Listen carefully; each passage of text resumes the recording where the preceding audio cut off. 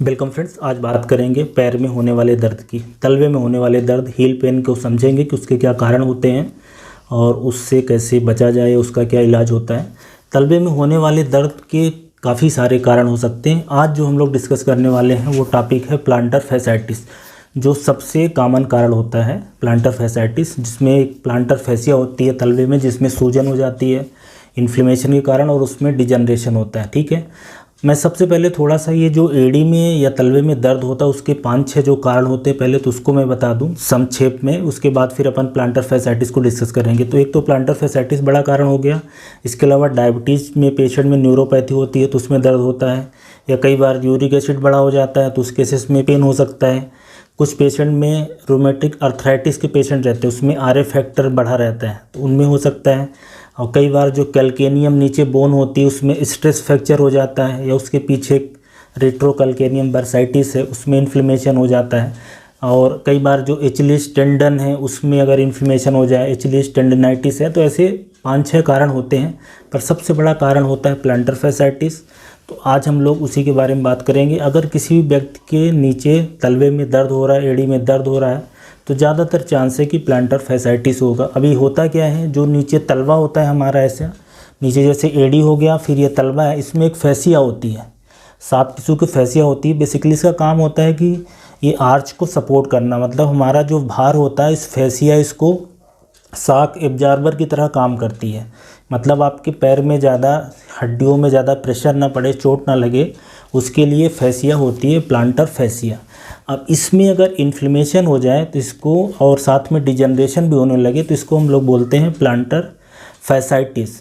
अब अगर इसके मैं कारण को बताऊं कि क्या कारण होता है जिससे लोगों में ये इन्फ्लेमेशन हो जाता है, तो सबसे बड़ा कारण है कि इस फैसिया पे ज़्यादा लोड पड़ रहा है। ठीक है, वो लोड हो सकता है आपका वज़न अभी रिसेंट में बढ़ गया है, या आप ऐसा काम करते हैं जिसमें ज़्यादा लंबे समय तक आप खड़े रहना पड़ता है, जैसे कोई वॉचमैन है, या कोई आप फैक्ट्री में काम करते हो, या आप घर में ही ऐसा काम करते हो जिसमें ज़्यादा देर तक खड़े रहना पड़ता है। या तो ऐसे लोग हो सकते हैं जो रनिंग वगैरह करते हैं, स्पोर्ट्स खेलते हैं, उन लोगों में ये काफ़ी कॉमन प्रॉब्लम होती है। तो अगर किसी का रिसेंटली वेट बढ़ा है, वज़न बढ़ा है, या जैसे गर्भवती महिलाएं वगैरह हैं, इन सारे लोगों में ये काफ़ी कॉमन प्रॉब्लम देखी गई है। और ऐसे लोगों में भी देखी गई है जो जिनमें फ्लैट तलवा होता है। कुछ लोगों का जैसे फ्लैट फीट की प्रॉब्लम होती है कि पूरा चपटा रहता है, उन लोगों में काफ़ी कॉमन है। और जिनका पैर आड़ा तिरछा रहता है, या बहुत सारे लोग हैं जो हार्ड सरफेस पे काम करते हैं, मतलब बिल्कुल नीचे टाइल्स लगी हुई हैं या कंक्रीट है, या आपके जो जूते हैं वो हार्ड हैं। ये कुछ कारण होते हैं जिससे ये प्लांटर फैसाइटिस की प्रॉब्लम होती है। मोटे तौर पे ज़्यादा वज़न का होना, इस फैसिया पे ज़्यादा उसमें भार पड़ना, चोट लगना, यही कारण होता है। ठीक है, अब इसको पहचाने कैसे लक्षण आता है। ज़्यादातर पेशेंट में जो यूनिक फीचर ये होता है कि जो हील होती है, नीचे जो एड़ी है, एड़ी के बीच में पेन होता है, और ये पेन सो के उठते से ही होता है, और तेज़ी से, मतलब आपने सो के उठा और जैसे ही पैर रखोगे ज़मीन में तो आपसे पैर रखते नहीं बनेगा, आपकी एड़ी रखते नहीं बनेगी। यही सबसे इसका टिपिकल फीचर होता है। और ये पेन आप जब भी रेस्ट करते हो, मान लो आपने 2 घंटे दिन में रेस्ट किया, अब जब पैर रखोगे तो शुरू में पैर रखते ही बहुत तेज़ी से दर्द होता है, और जैसे चलना फिरना चालू करोगे तो आपके दर्द में आराम मिलेगा। ये टिपिकल फीचर होता है प्लांटर फैसाइटिस का। ठीक है, आराम क्यों मिलता है? क्योंकि जो फैसिया उसमें स्ट्रेचिंग होने से ये आराम मिलता है। तो ये स्ट्रेचिंग वाली चीज़ हमें अब ट्रीटमेंट में भी आगे काम आएगी, जिसके बारे में मैं आगे बताऊंगा। और इसके अलावा इसके और लक्षण की जैसे बात करें कि एक तो सेंटर में होता है दर्द, ना तो इधर उधर कहीं जाता नहीं, रेडिएट भी नहीं होता, पैर में कोई सूजन भी नहीं होती, पैर में कोई झुंझुनाहट भी नहीं होती। ठीक है, तो ये इसका फीचर होता है कि ये प्लांटर फैसाइटिस का टिपिकल पेन है। इसलिए अमूमन हमें बहुत ज़्यादा कोई इन्वेस्टिगेशन कराने की ज़रूरत नहीं पड़ती। कई बार एक्सरे एक बस करवा के देख लिया जाता है, और ब्लड टेस्ट में यूरिक एसिड का लेवल देख लिया कि भाई यूरिक एसिड का लेवल तो नहीं बढ़ा है, आरए फैक्टर देख लिया, थायराइड की जांच कर लेते हैं, और एक डायबिटीज़ की जांच कर लेते हैं, शुगर की जांच कर लेते हैं। बस इतनी जांच की ज़रूरत होती है। कई बार ये भी करने की ज़रूरत नहीं होती।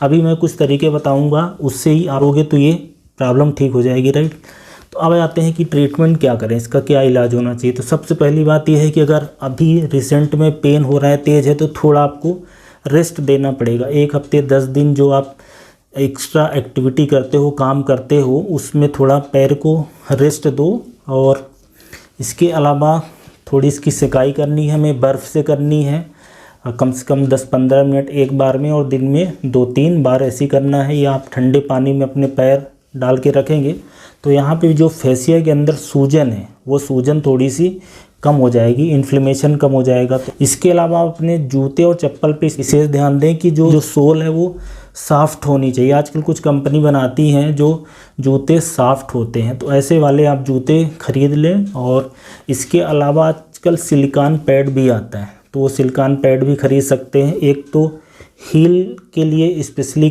कप शेप में आता है, ठीक है, हील कप बोलते हैं उसको, आप लगा सकते हैं, जूते में फिट हो जाता है।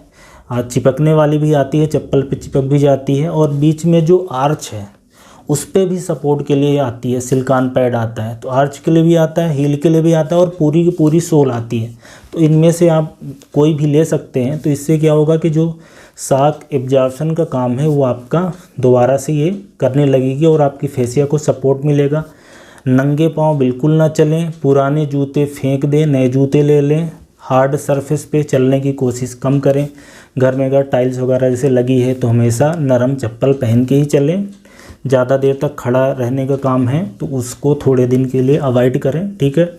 अब बात करते हैं जो इसका सबसे इम्पॉर्टेंट ट्रीटमेंट है, स्ट्रेचिंग। जैसा कि मैंने शुरू में बताया था कि फेसिया बिल्कुल टाइट हो जाती है सोने के समय। अब आप जैसे ही सो के उठोगे तो पैर रखने से पहले हमें स्ट्रेचिंग एक्सरसाइज करनी है। 2-3 तरह की एक्सरसाइज है जो कर सकते हो। एक तो है कि आप इसको, जैसे आपका मान लो ये पैर है और ये पैर का तलवा है, तो ये फिंगर पे ऐसे ऐसे करके किसी टॉवल से या किसी और चीज़ से ऐसे खींच सकते हैं, ठीक है। 1 मिनट खींचें, फिर रेस्ट करें, फिर 1-2 मिनट खींचें, तो इससे ये रिलैक्स हो जाएगी। फिर आप चलेंगे तो आपको दर्द नहीं होगा। या एक एड़ी में रोलिंग का काम होता है, उसमें ऐसे रोलर कोई भी ले सकते हैं। अभी अपने पास ऐसा है नहीं कोई बताने के लिए, मतलब ऐसा रोलर आता है जो आप फोम का ले सकते हैं रोलर, या कोई बॉटल ले सकते हैं जिसको एड़ी को ऐसे रोल करना है। तो एक एक्सरसाइज ये हो गई।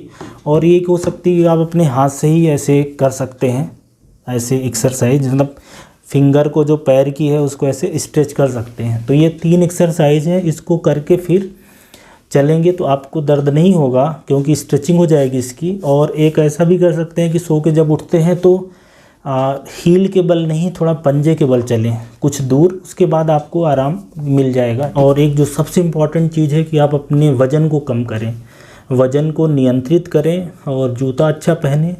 ऐसा करके देखना है आपको 1-1.5 महीने। ये करने के बाद भी अगर आपको आराम नहीं मिलता, दर्द की गोलियां तो खाएंगे ही, 1 हफ्ते 10 दिन दर्द की दवा भी खा सकते हैं, इसके बाद भी आराम नहीं मिलता, तो कुछ केसेस में हम लोग इंजेक्शन लगाते हैं, स्टेरॉइड का इंजेक्शन, ठीक है। स्टेरॉइड का इंजेक्शन हमारा आखिरी ऑप्शन होना चाहिए, मतलब शुरू में नहीं करना। उसमें इंजेक्शन को एडी के जहाँ पे ये फेसिया में इन्फ्लेमेशन है वहाँ पे लगा देते हैं। ट्राइमसिनोलॉन का इंजेक्शन होता है, बट वो इंजेक्शन के साथ प्रॉब्लम क्या है कि जो लिगामेंट वगैरह है उसको डैमेज भी कर सकता है। तो डॉक्टर से ही लगवाना है, और एक बार लगवाने के बाद आराम लगभग 3 महीने 6 महीने किसी लोगों में एकदम से दर्द चला जाता है। और 2-3 इंजेक्शन से ज़्यादा नहीं लगवाना है, और एक इंजेक्शन से दूसरे इंजेक्शन के बीच में कम से कम 1.5 से 2-3 महीने का गैप होना चाहिए, जल्दी जल्दी नहीं लगवाना है। पहली बात तो इंजेक्शन अवॉइड करें, लाइफ स्टाइल में मॉडिफिकेशन वगैरह से आराम मिल जाता है। कुछ केस ऐसे होते हैं जो सालों चल रहे हैं, 6 महीने हो गए, साल भर हो गए, इंजेक्शन लगवा लिया, सब कुछ कर लिया, कोई आराम नहीं मिल रहा है। उस केसेस में फिर जो फेसिया है उसको रिलीज किया जाता है, थोड़ा सा उसको काट दिया जाता है, फेसियोटमी करी जाती है। तो ये 3-4 ट्रीटमेंट ऑप्शन है जो इसमें सबसे इम्पॉर्टेंट मेरी तरफ से ये रहेगा कि आप अगर ये स्ट्रेचिंग वाली एक्सरसाइज करते हो उठने के पहले, वो बहुत फ़ायदेमंद है। अच्छा वाला जो जूता होता है सॉफ्ट सोल का वो ख़रीदें। जूते के अंदर जो सिलिकॉन पैड है वो ख़रीद लें, 100-150 रुपये में मिलता है, इससे ही आराम मिल जाएगा। वज़न कम करने की कोशिश करें अगर हो पाता है वज़न कम तो, और थोड़ा बहुत जो चलना फिरना है, मॉर्निंग वॉक वगैरह करने से भी काफ़ी आराम मिलता है। मैं अपना इसमें एक पर्सनल भी ओपिनियन दे सकता हूँ क्योंकि मुझे था काफ़ी साल पहले, 5-6 साल पहले, तो मुझे सिर्फ चलने फिरने से ही आराम मिल गया और अच्छे जूते पहनने से। आजकल एक कंपनी काफ़ी फेमस है, स्केचर, शायद नाम सुना होगा लोगों ने। थोड़े महंगे आते हैं जूते पर, वो थोड़े सॉफ्ट रहते हैं।